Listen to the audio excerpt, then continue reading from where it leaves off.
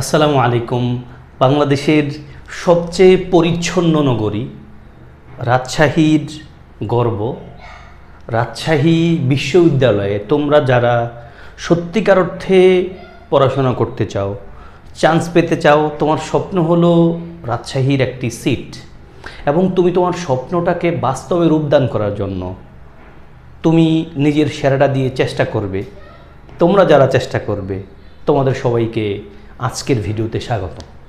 আজকে মূলত কথা বলবো রাজশাহী বিশ্ববিদ্যালয়ে চান্স পাওয়ার জন্য তোমার নির্দিষ্ট কিছু করণীয়, যেগুলো তুমি জানলে এবং মানলে তোমার পক্ষে রাজশাহীতে চান্স পাওয়া অনেকটা ইজিয়ার হয়ে যাবে ইনশাআল্লাহ। যেগুলো না মানলে তুমি অনেক পরেও হয়তো যা পড়ার দরকার তা তুমি আসলে না পড়ার কারণে রাজশাহীতে চান্স পাবা না। প্রথমত, আমরা জানি রাজশাহীতে প্রাথমিকভাবে সিলেক্টেড হয়ে গেলে মানে রাজশাহীর মূল পরীক্ষায় এসএসসি এইচএসসির জিপিএর কোনো নম্বর নাই। বাংলাদেশের প্রায় সব বিশ্ববিদ্যালয়তে কিন্তু এসএসসি এইচএসসির জিপিএর উপরে নম্বর আছে, রাজশাহীতে কিন্তু নেই। তার মানে তোমার পরীক্ষা হবে ট্রুলি পরীক্ষা, মানে তোমার আগের কোনো কিছুই নাই। এসএসসি এইচএসসির রেজাল্টটা কাজে লেগেছে কেবলমাত্র প্রাইমারিলি সিলেক্ট হওয়ার পয়েন্টটাতেই। মূল পরীক্ষায় এসএসসি এইচএসসির কোনো রেজাল্ট নাই। ডাবল গোল্ডেন যা, ডাবল এ গ্রেড তা, ডাবল এ মাইনাস তা, যদি প্রাইমারিলি সিলেক্ট হয়ে যায় তোমার পরীক্ষা কততে হবে? ওই শুধু এমসিকিউ কোশ্চেনে। এবং রাজশাহী বিশ্ববিদ্যালয়ে ভর্তি পরীক্ষায় 80টা প্রশ্ন হয়, 1 ঘন্টা সময় থাকে, এবং 80টা প্রশ্নের প্রতি প্রশ্নের মান থাকে 1.25। তার মানে আমরা বলতে পারি বাংলাদেশের সব ইউনিভার্সিটিতে অলমোস্ট মানে একটা প্রশ্নের জন্য এত বেশি সময় থাকে না। মানে প্রশ্নের চেয়েও প্রশ্ন আর সময়ের দিক থেকে রাজশাহীতে সময় একটু বেশি পাওয়া যায়। ফলে এখানে মানে সময় যেহেতু একটু বেশি পাওয়া যায়, টেকনিক্যালি পড়াশোনা করলে এখানে চান্স পাওয়ার পসিবিলিটি একটু বেশি। এবং আরেকটা পয়েন্ট হলো রাজশাহী বিশ্ববিদ্যালয়ের ভর্তি পরীক্ষার প্রশ্ন, তোমরা যদি বিগত বছরের প্রশ্ন 2-4 বছরের দেখবে প্রশ্নের নির্দিষ্ট প্যাটার্ন আছে। এবং আরেকটা পয়েন্ট হলো প্রশ্ন সহজ হয়। যারা ভালো পড়াশোনা করে তারা সহজেই বুঝতে পারে রাজশাহীর প্রশ্ন অনেক সহজ হয় কম্পেয়ার টু চট্টগ্রামের প্রশ্ন, জাহাঙ্গীরনগরের প্রশ্ন, ঢাকা ইউনিভার্সিটির প্রশ্ন। এখন সহজ হয় নাকি না হয় আমি কীভাবে বুঝবো? প্রথম কথা হলো তোমার ডেডিকেশন থাকতে হবে। ভাই তুমি রাজশাহীতে পড়বা এবং সেই অনুযায়ী তোমার যত পরিশ্রম করার প্রয়োজন তত পরিশ্রম করবা। কয় ঘন্টা পড়বা এটা আসলে বলা যাবে না, তোমার যতক্ষণ পড়ার দরকার ততক্ষণ পড়বা। এবার যদি বলি কি পড়া দরকার সেটার দিকে আমি যদি ফোকাস করি, মোটামুটি সব বিশ্ববিদ্যালয়ের মতো রাজশাহীতেও স্টুডেন্টরা ইংলিশে খারাপ করে থাকে, মোর দ্যান 90%। এবং এই ইংলিশের পয়েন্টটা ভালো করার জন্য তোমার কি করা দরকার? তুমি যে ইউনিটি পরীক্ষা দেওয়ার ইচ্ছে থাকুক না কেন, আমার এই কয়েকটা পয়েন্ট একটু ভালোভাবে মনোযোগ দিয়ে শোনো, কাজ করো, পরীক্ষা হলে গিয়ে দেখবা এটা রিফ্লেকশন ইনশাল্লাহ পাবা। প্রথম পয়েন্ট হলো ভাই, রাজশাহী বিশ্ববিদ্যালয়ের ভর্তি পরীক্ষার নির্দিষ্ট একটা প্যাটার্ন অনেক দিন ধরেই আছে।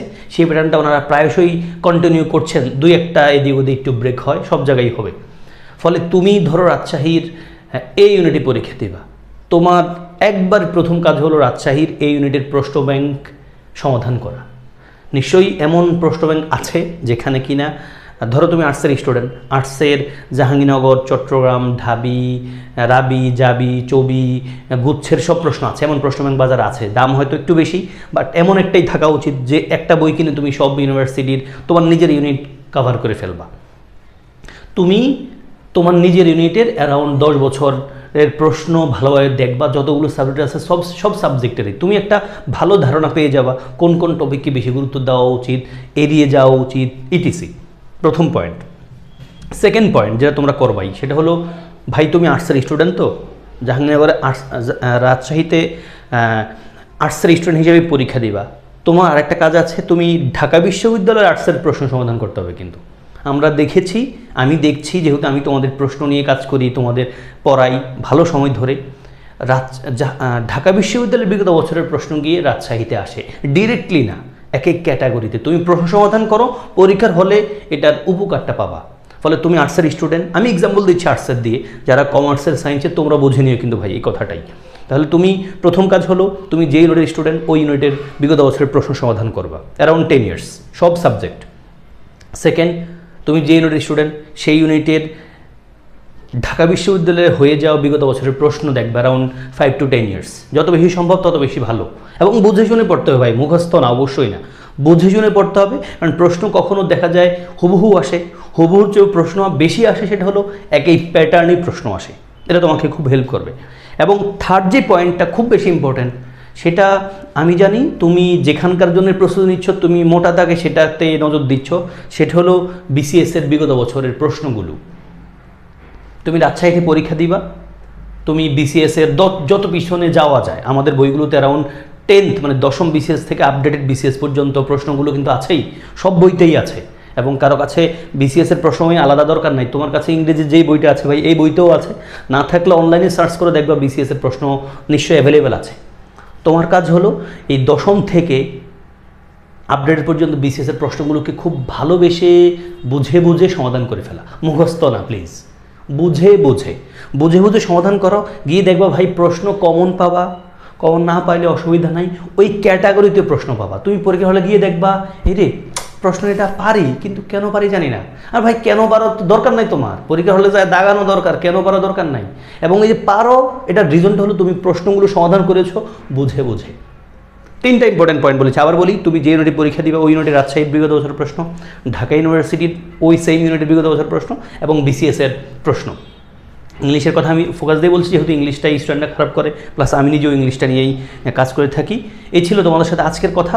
আশা করছি ইংলিশের বাধা তুমি যদি অতিক্রম করে ফেলতে পারো, রাজশাহী তোমার জন্য অনেক অনেক বেশি ইজিয়ার হয়ে যাবে। এবং যারা ইংলিশের প্রস্তুতিটা আরও সাজিয়ে গুছিয়ে কোনো টিচারের সাথে, অভিজ্ঞ টিচারের সাথে নিতে চাও, তোমরা চাইলে আমার আরইউ স্পেশাল ইংলিশ কোর্সে জয়েন করতে পারো। কোর্সে জয়েন করতে চাইলে আমার এই ভিডিওর ডেসক্রিপশন বক্সে ফার্স্ট কমেন্টে হোয়াটসঅ্যাপ নাম্বার দেওয়া থাকবে, সেখানে মেসেজ দিবে। তোমাদের সবার জন্য শুভকামনা, রাজশাহী বিশ্ববিদ্যালয়ে তোমার একটা সিট হয়ে যাক। এবং সেই হয়ে যাওয়ার জন্য আমি প্রত্যাশা করছি, দোয়া করছি, তোমাদের সাথে আমি থাকবো রাজশাহী নিয়ে প্রশ্ন সমাধান ক্লাস দিয়ে ইউটিউবে ইনশাল্লাহ ফ্রি ভিডিওস দিয়ে। এবং তোমরাও কিন্তু রাজশাহীতে চান্স পাওয়ার জন্য তোমার পক্ষ থেকে যেই সেরা পরিশ্রম করা দরকার সেটা করতে থাকো। আর আল্লাহর কাছে নিশ্চয়ই চাইবে, আল্লাহ নিশ্চয়ই তোমার পাশে থাকবেন। আসসালামু আলাইকুম ওয়া রাহমাতুল্লাহ।